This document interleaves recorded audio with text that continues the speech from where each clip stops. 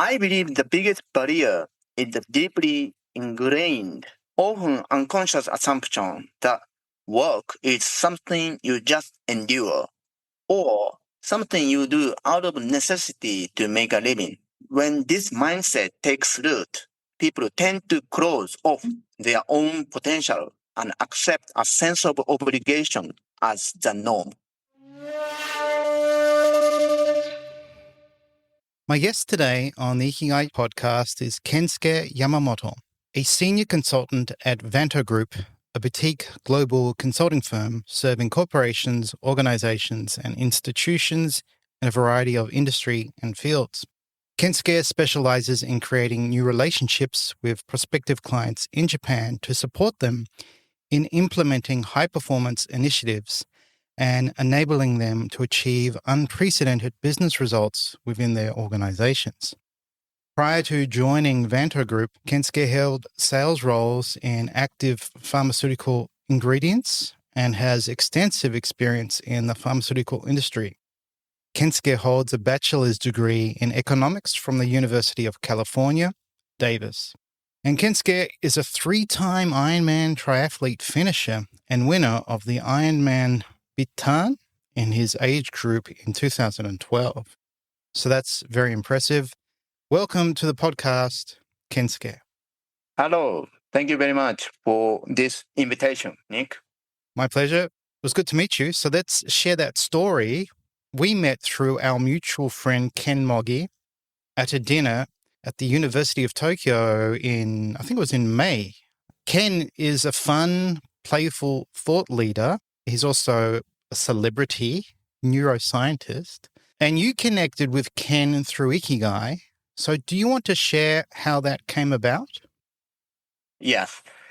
So there's a magazine called Nikkei Top Leader, and last year they held a commemorative event for their 40th anniversary. Professor Mogi Sensei was a speaker at the event, and I attended as a participant. He spoke about Ikigai and business management, and what he shared was highly compatible with the Vanto Group methods. That's how our connection began. I see. When I arrived, you were talking to Ken, and so I met you. We had a good chat, and we got to know each other, and we've stayed in contact. So yeah, it's really good to have you on the podcast today. So let's talk about your background. Would you like to share some background? Yes. So regarding my family, so right now I live in Kawasaki City with my wife and 2-year-old son. I'm originally from Takasago City in Hyogo Prefecture, a town with a rich history that's also known for the no play Takasago.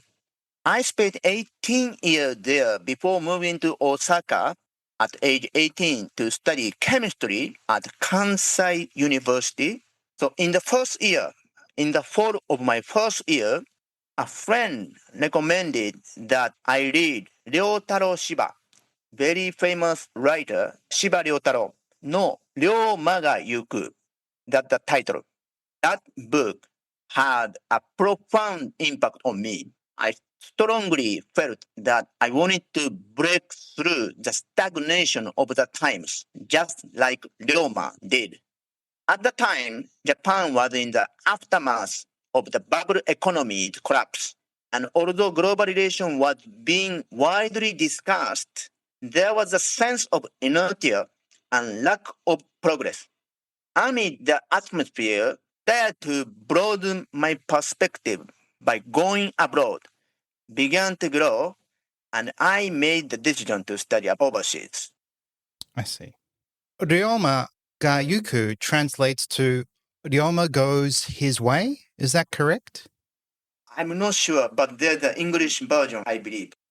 Yeah, I've just checked it. So that's what I think it means. So in a way, you decided to go your own way and you went to the US.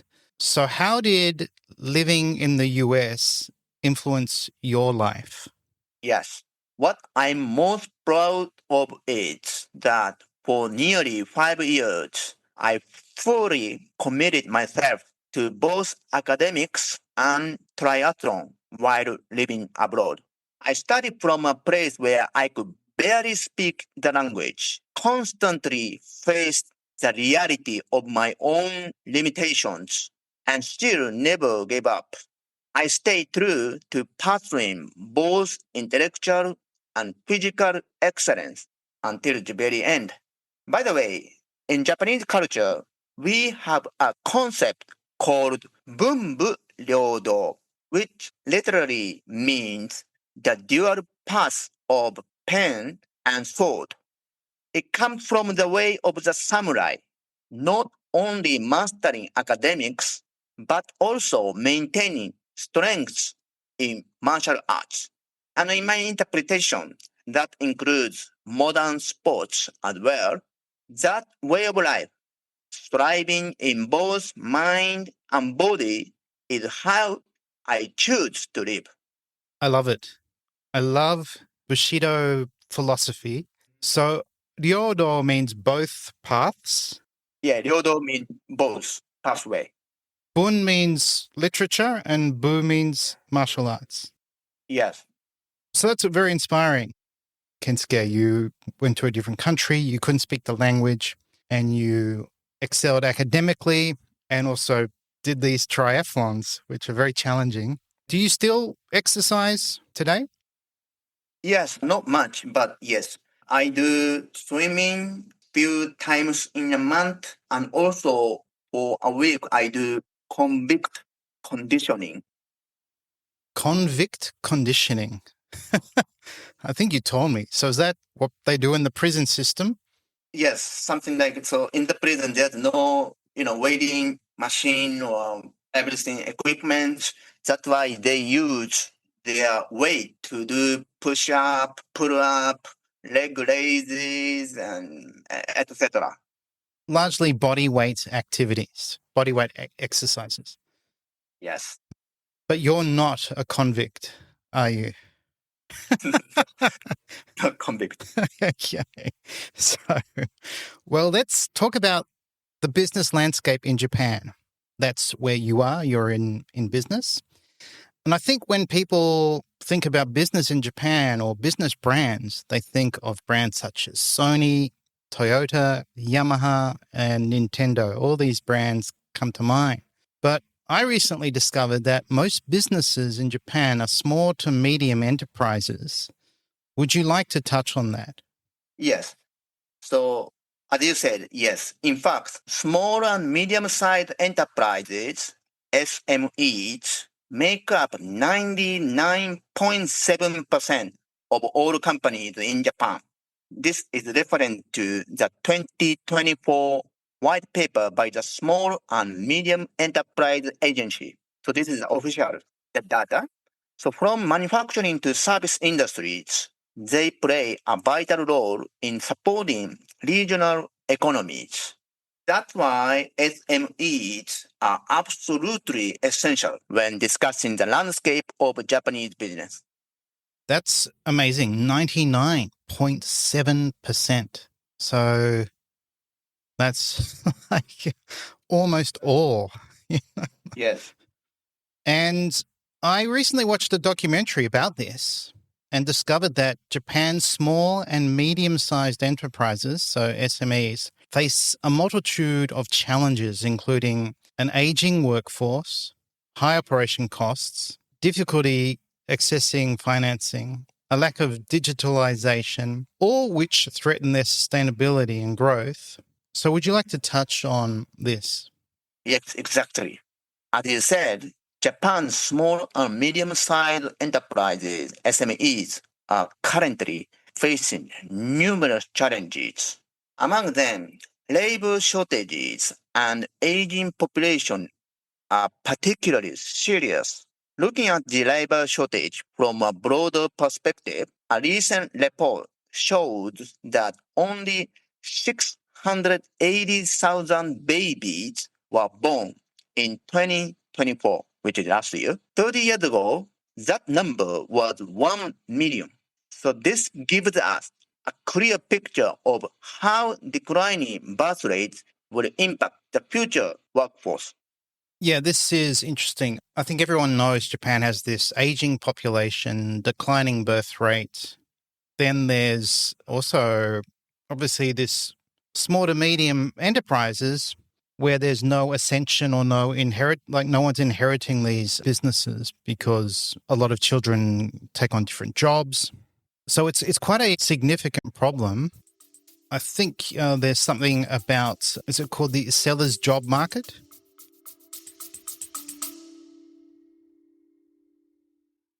Hey, it's Nick here.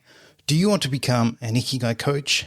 The Ikigai Tribe Coach certification is the only program supported and endorsed by Japan's leading Ikigai experts. You'll learn authentic research, practical coaching tools, and join a global community of coaches making a real impact. Find out more at ikigaitribe.com. Now back to the episode. Yeah. So let me explain the job market situation. So right now, Japan's job market is sellers. So Japan has a unique hiring system known as Shinsotsu Saiyo, which is the only new graduate recruitment. And the job opening to applicants ratio for 2025 university graduate is now 1.75. Just the other day, I heard from an SME owner who said that preference for big name company among job seekers is growing. Large corporations are aggressively hiring, taking in both top talent and average candidates alike. As a result, there are hardly any applicants left for SMEs, and they are competing over a very small pool of candidates. So in this environment, building a truly attractive company and communicating that effectively to the public is more important than ever. I believe this is one of the key challenges SMEs must tackle. So all the talent, new talent, or all these university graduates end up competing for positions in larger companies in major cities. And then these SMEs are missing on, I guess, the best graduates or the most knowledgeable graduates. And then what's left over they're competing with. But SMEs make up 99.7% of business. So it should be the opposite. All these graduates should be going to SMEs. But I guess the allure or the attraction of a big company is exciting for graduates. They want to work for a big company, get a good salary. I guess there's brand value if we talk about Sony or Toyota. And so I think this is where you help in your business, and maybe we'll talk about that a little bit later. Over the last decades, I think Japan's workplace culture has dramatically changed. So how has workplace culture changed in Japan in the past several decades? So over the past few decades, Japan's workplace culture has undergone significant change. In the past, lifetime employment and seniority-based promotion were the norm, an era when people were expected to dedicate their life to the company. But today, more and more individuals value their own time and seek meaningful work. This shift is especially evident among younger generations who tend to prioritize dialogue and empathy over rigid hierarchies. I feel that if organizations don't adapt to this cultural change, they'll struggle to retain talent. So this is interesting. Younger Japanese are wanting work that's, I guess, more meaningful, where they have dialogue and empathy and not this rigid hierarchy of, I guess, what was tradition, especially seniority-based promotion, where simply because you get older, you get promoted rather than your skills or contribution. And so you think this, businesses must change with this cultural change. So yeah, Japan was famous for lifetime employment. That was like the trade-off. If you work for our company, we'll give you lifetime employment. So work hard, and then when you retire, you can enjoy retirement. But that's changed. Traditional aspects of long working hours, I think, still remain in Japan, but there is this growing emphasis on work-life balance, flexible work arrangements, and a focus on employee well-being. And I know this change is driven by government initiatives, evolving employee attitudes, and companies adapting to attract and retain talent in the competitive market you just talked about. But I'm not sure I believe it. So is it really true? Are Japanese working fewer hours? Yes, that's true. Japanese working hours have definitely decreased over the past few decades. Let me explain. Back in the 1970s, the average was over 2,200 hours per year, but now it has dropped to the 1,600-hour range. This shift is largely due to work style reforms and efforts to correct long working hours. So interestingly, the US still averages over 1,800 hours a year, longer than Japan, despite the persistent image of Japanese people work too much. The fact that Americans now work more is not widely known. So that said, Japan's workplace culture still tend to value being present at the company, even if productivity isn't necessarily high. So while total hours may be decreasing, the unspoken expectation to stay late still lingers, making it hard to judge everything purely by numbers. I remember when I first worked for a company in Japan, it was for an izakaya chain. The company was called Daisho Corporation, and they had the Shoya izakaya chain, which is, I still think it's a pretty big chain of izakaya restaurants in Tokyo. And every week I would go to the head office to meet the president's wife for Japanese lessons. And yeah, there was this sense of presenteeism, like the staff would just stay there and maybe not really work, because sometimes we'd stay there. We'd have lessons in the afternoon or the evening. And yeah, they just weren't working, but they had to stay there until the boss went home. And once the boss went home, and then once the president went home or the president's wife went home, everyone else could go home. But that was in the 1990s. So hopefully that's changed. I recently told you about Australia's new law of right to disconnect. And so now in Australia, once you go home, your employer cannot email you, or they're not really allowed to text you about work. So there is this kind of hard stop at 5:00. Once you finish work, that's it. No text, no emails. But I don't think that happens probably it doesn't happen in most countries. Maybe Australia's quite unique. So do you think a lot of Japanese work after hours at home? Do you think they're doing emails and stuff after hours? It depends on the people. But in my sense, I don't think most people, especially young people, don't work after this time. Then no work until the next day they go. So they're still doing a bit of work.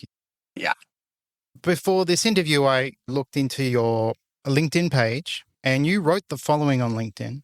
Recently, Dr. Ken Mogi's best-selling book, Ikigai, has been very popular in the world. Our methodology enables people to have Ikigai at work, which attributes to sustainable growth and unprecedented business results. I want employees to have their Ikigai at work and enjoy their work. This is what I'm committed to causing or to bringing about in the world. So that's great. I think everyone should feel Ikigai at work. Work should be meaningful. And so when we talk about work, finding or feeling Ikigai at work, we can also use terms like yarigai or hatarakigai. And I know yarigai is the most common of these words. I remember living in Japan and always hearing, yarigai ga aru ne, and very conversational. I never heard hatarakigai, and then I rarely heard Ikigai. So would you like to touch on the use of these terms? Yes, absolutely. So, yarigai and hatarakigai are at the very core of what we call ikigai at work. Yarigai refers to the sense of meaning and personal value one feels in the work they do, while hatarakigai is a broader concept that includes things like the workplace environment, relationships with colleagues, and the feeling of personal growth. Our methodology focuses not only on generating breakthrough business results, but also on enabling individuals to feel that they are freely and authentically expressing themselves at work. We believe that kind of workplace where people experience that sense of aliveness and contribution is what truly drives sustainable growth and meaningful outcomes. That's why I'm deeply committed to creating a world where people can experience their ikigai through the work they do. I think it's so important. We spend 8 hours, maybe 10 hours a day working, and our work should be meaningful, have a sense of purpose, challenging. We should grow, we should learn. It should have this balance of intrinsic and extrinsic motivation. But a lot of people don't enjoy their work. It's just a job. They look forward to the weekend and they look forward to going home and maybe having a beer, watching TV. So I think it's important what you're trying to do, what you're doing, creating a world where people can experience Ikigai through their work. And the nuances of these words. So it almost sounds like Yarigai is the practical, the immediate, what you do. And then Hatarakigai, is this broader concept that includes all the elements of work, environment, relationships. So we want to have this, Yarigai is from the verb yaru, to do. So we want to do work that's meaningful. And then if we do work that's meaningful, I guess we feel Ikigai. This leads us, I guess, to the Western interpretation of Ikigai, which you know. So how do their cultural perspectives on work and Ikigai differ from Western ideas of job satisfaction or passion? Is Ikigai more about service and harmony in the Japanese context? Yeah, what a fascinating topic. In Western cultures, values like passion and self actualization often take center stage, and work is frequently viewed as a vehicle for fulfilling one's personal dreams. In contrast, the Japanese concept of ikigai tend to emerge more strongly from relationships with others and a sense of harmony. There's a deep rooted joy in feeling useful to someone or sensing connection with the people around you. In that sense, Japanese culture emphasizes contribution and wa, which is harmony, over individual self expression. Many people in Japan find meaning in work by knowing they are helping others, and that feeling becomes a source of ikigai. Personally, I find the greatest sense of fulfillment in seeing my client or team members grow and transform. That's where the meaning of my work lies, and I believe it's also what connects me to my ikigai. In this light, ikigai might be better understood not as a form of inner satisfaction, but as a felt sense that arises within relationships. As Mogi Sensei wrote in his book, Ikigai, Ikigai is the accumulation of small joys that arise from our connections with society and others. I tend to agree. I think Ikigai is tied to your social world, your relationships, your roles. If that's work, Yeah, it's how you support your colleagues, how they support you.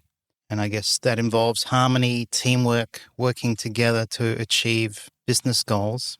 And yeah, as you said, in the West, there is this tendency for self-actualization or self-growth, self-development, self-achievement. In the West, it's all about me, but in Japan, it's kind of more all about we, us. So I think that's unique. And I've always loved that about Japan. So to talk about your work, you want employees to have their Ikigai work, as you just mentioned, and enjoy their work. So is this part of what you do at Vanto, where you work? Yes, that's exactly the essence of what we do at the Vanto Group. Our core competency lies in creating organizational alignment. So, in other words, a shared sense of direction across the entire company. Through that process, each employee shifts from working with a sense of obligation or compliance to genuinely engaging with the organization's vision and goals as their own. So we are deeply committed to the idea that when conversations change, people change and organizations change. And we've seen this happen time and again. People who were once just doing the job begin to see themselves as active contributors to the company's success. By becoming part of shaping the future of the organization, a natural sense of meaning and fulfillment in work begin to emerge. That's why I believe a workplace where people can feel ikigai is something we can absolutely create intentionally. It almost sounds like you're creating a ibasho, a place for employees to have a sense of belonging. They contribute. I guess the company's vision or goal also becomes their vision or goal, and it's shared. And it comes with, this intention and moving from just doing a job to, living or working in alignment, feeling part of the vision, the process, and that you matter in the work you do and in the company. So with that in mind and with that vision you have, would you like to talk more about Vanto? Absolutely, yes. So I'd be glad to introduce our work. So Vanto Group is a boutique global consulting firm founded in the US 30 years ago. Our focus isn't on crafting strategies, it's on executing them and delivering results. In other words, we help organizations achieve breakthrough business outcomes by transforming the behavior of people and teams. What we value most is enabling people to feel that their interests and passions are being expressed through their work. But in reality, many people feel they are just going through the motion, working out of obligation or compliance. We believe that if each employee can find alignment between what they truly want to do and where the company is headed, their work will naturally become more energized, and that energy will drive organizational success. Why? Because that overlap becomes a source of ikigai for the individual, simultaneously fuels growth for the organization. At Vanto Group, we are 100% committed to unlocking the human potential.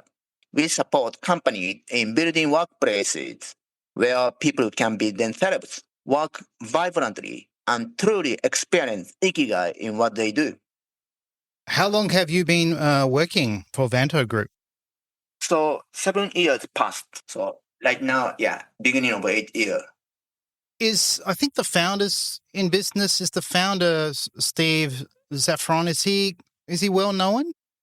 I think so, but in the US, yes. So yeah, I know he's internationally respected leadership authority. He's also an author. I guess he's quite strategic and he's led large and mid-sized organizations worldwide for more than 25 years. I have a few notes here. So I know the Vanto Group's about increasing performance along with employee well-being. This idea of Yarigai is this organizational performance to increase sales and profit, engagement, and then quality of work life. So, do you want to touch on Vanto's methodology in more detail?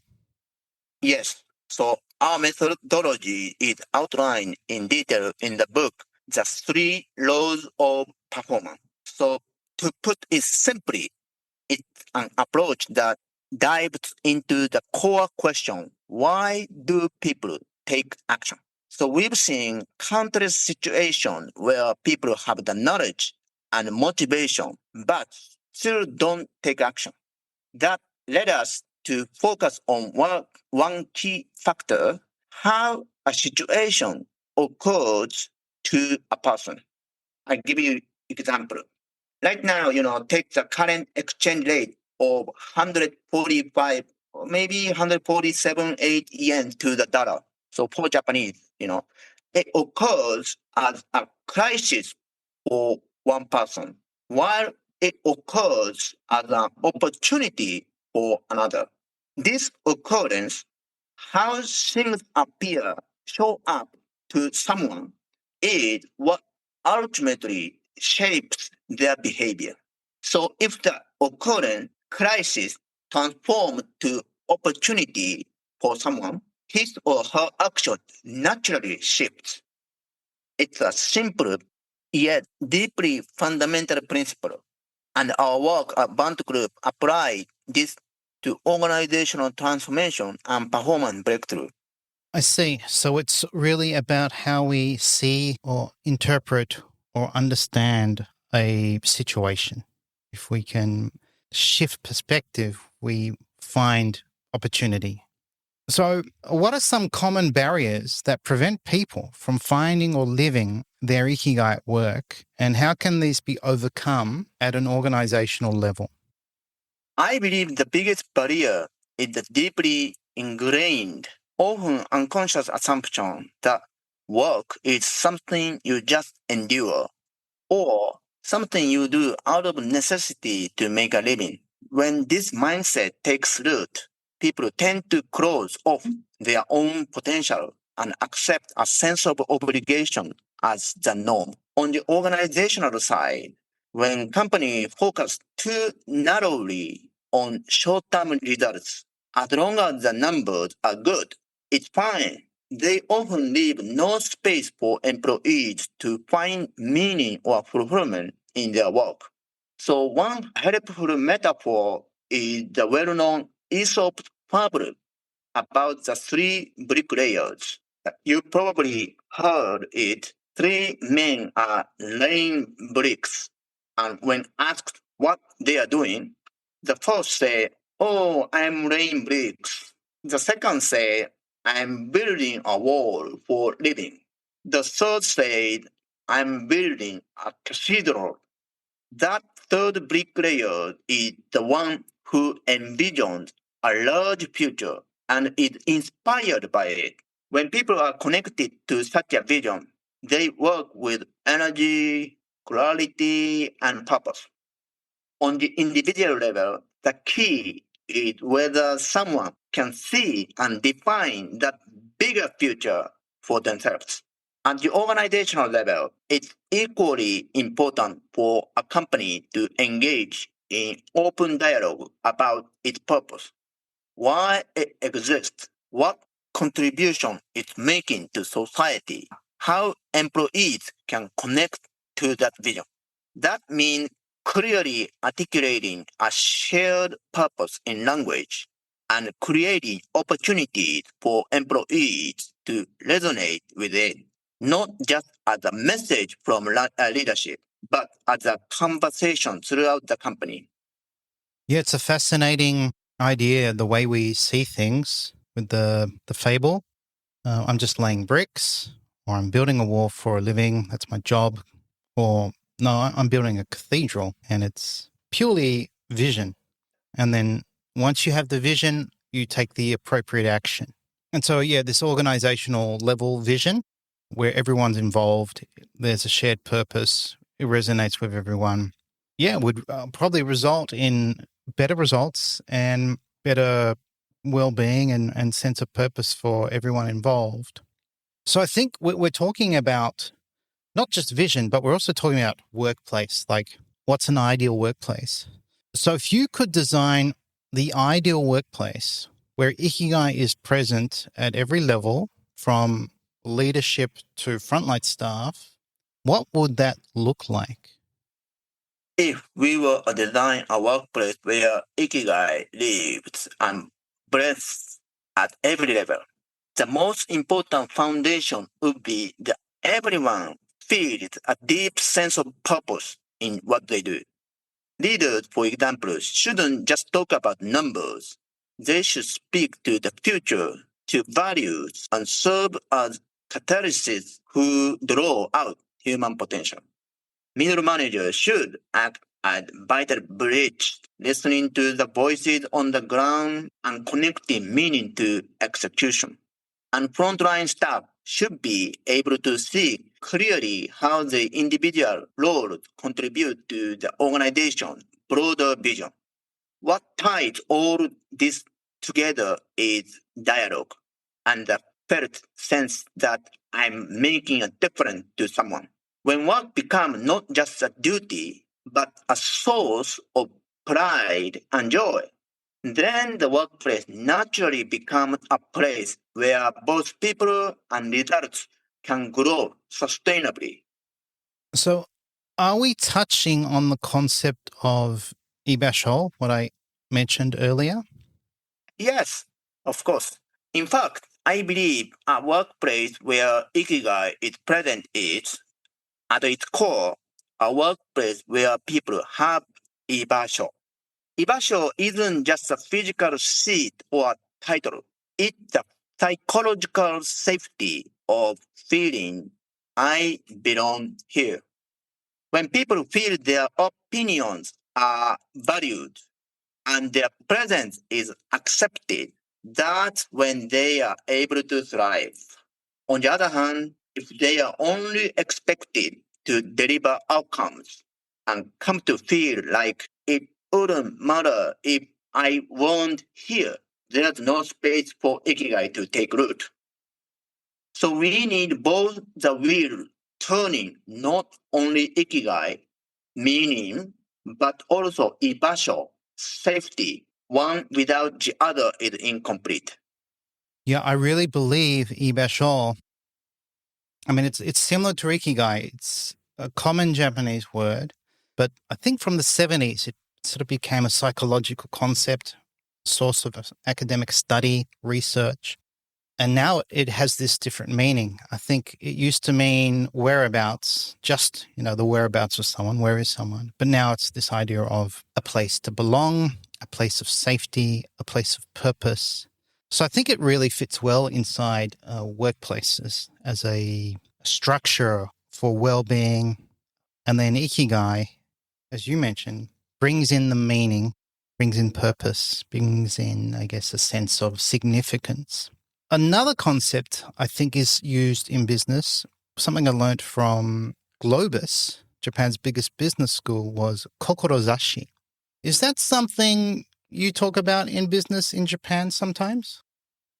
For my opinion, Kokorodashi is not like in the business sense. It's more about like a private or individual perspective. Okay, it's like a personal mission. That's my opinion. Yeah. Yeah, so it's always inspiring. Japan has these really interesting words that articulate a field of psychology. So ikigai, meaning, purpose, ibasho, a sense of belonging. So we've talked a lot about work. Let's end with your personal ikigai. Kensuke, what is that for you? Yes. So for me, my ikigai at work is witnessing people discover their own potential and begin to live and work from that place. When I see someone shift from a life of obligation to one where they are living with authenticity and strength, I'm reminded why I do what I do. And in my personal life, my greatest ikigai is parenting. So I have a 3-year-old son and I just adore him. Watching him grow and discover something new every day shows me what the joy of being alive truly looks like. growing alongside him. That's my deepest Ikigai right now. I can certainly relate to that. I remember when my son was 3, really beautiful age. They're so happy, joyful. Now my son's 21 and I still adore him, Yeah, of course. but our relationship's very different. Yeah, he's very intelligent, very creative. He's far more intelligent than me, which I'm really proud of. We kind of have a very playful banter, I think, as a way to communicate love. But he's also honest, authentic. And yeah, he often says, Dad, there's no point in worrying. Just get on and do the work, or just focus. So sometimes he gives me really good advice. So I'm sure, yeah, you'll have this incredible journey with your son. Yeah, before you know it, he'll be an adult. So you can have many sources of Ikigai: work, family, parenting. And obviously for you, I imagine exercising is still a source of Ikigai. Yeah. Well, it was really good to meet you in person, Kensuke. And now it was great to have a chat with you about the work you do and how you bring Ikigai to the workplace in Japan. And I'm sure we will meet again when I visit Tokyo again, which will hopefully be in November. And we can have maybe we can try and grab Ken Mogi and have another conversation. Yeah, that's right. I hope. So thank you very much for your effort you put into all your answers. I know you put a lot of effort into preparing them, and thank you for your time today. Thank you, Nick. It's my pleasure to attend this podcast show, and also very good for me to look what I do and what is Ikigai, what is Yarigai, or this kind of thing. It's very precious time to recall or study or etc. So thank you very much for this opportunity. I appreciate it. Oh, thank you. I appreciate it too. So that means a lot to me. So I'm glad I could create that opportunity for you. So thank you. This episode was brought to you by the Ikigai Coach Certification Program, the only Ikigai Coach certification supported and endorsed by Japan's leading Ikigai experts. If you'd like to help others discover meaning and purpose in their lives, visit ikigaitribe.com to learn more.